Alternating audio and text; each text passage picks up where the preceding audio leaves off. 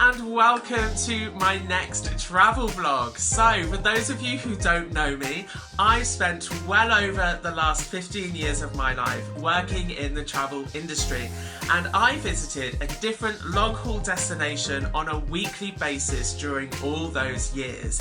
Now, I love travel, it's my absolute passion, it's in my heart. But when you travel that often, it really does become a lifestyle, and I've had to think of all sorts of inventive ways to be able to cope with the effects of travelling. So this vlog is going to be all about my hacks on places that I've probably spent about 50% of my life in over the years, and I happen to actually love being in them, and I'm talking about hotels. I've been lucky enough to stay in some of the best hotels in the world, but I've also stayed in some pretty grotty ones as well. So this vlog is all about my hacks on how to make the hotel a home.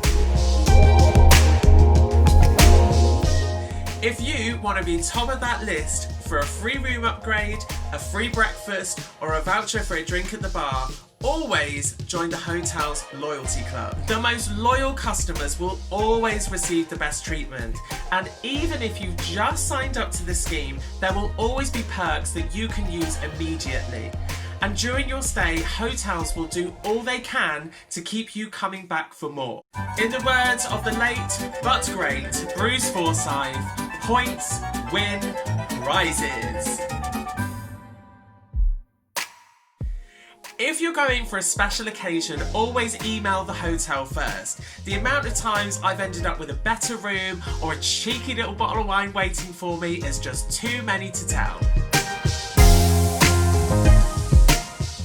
Foreign travel can mean you are sleeping at all sorts of weird times, and I can't tell you the amount of times that I've been to a hotel where the curtains just don't meet in the middle. Your best friend is one of these, a coat hanger with clips, which you can just simply attach to the gap in the curtains and problem solved. But to be on the absolute safe side, I always pack with me a couple of bulldog clips.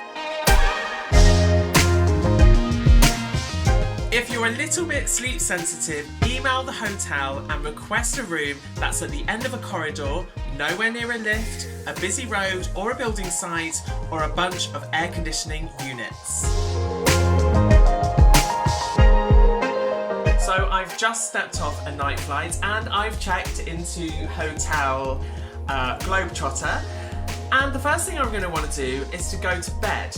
My advice is, if you can, stay up the entire day and just go to bed really early and have a great sleep. This is one of the only ways that I find that I can get onto local time at my destination. But if the thought of that sends a shiver down your spine, call reception, ask them to set a wake-up call for you maybe 2-3 hours after you get into bed, and then set the alarm on your phone for 5 or 10 minutes later and put it right over the other side of the room, so you physically have to get out of bed to turn it off.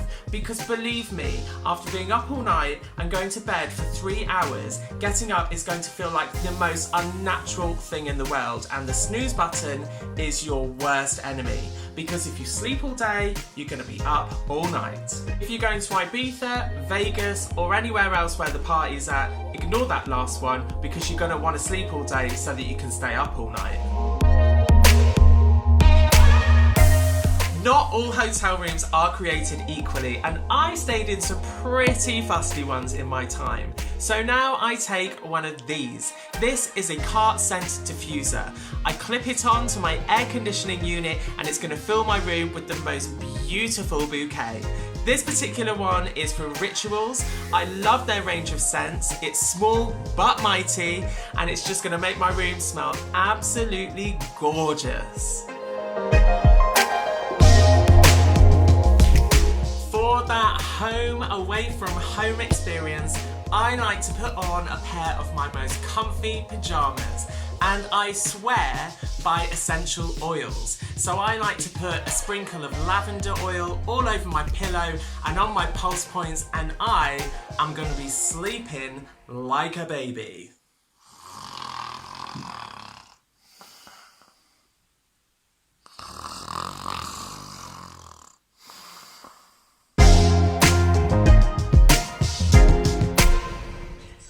if you've come to the dreaded realisation that you've left your portable speakers at home, fear not. Just use the mug in your room to create your very own amplifier.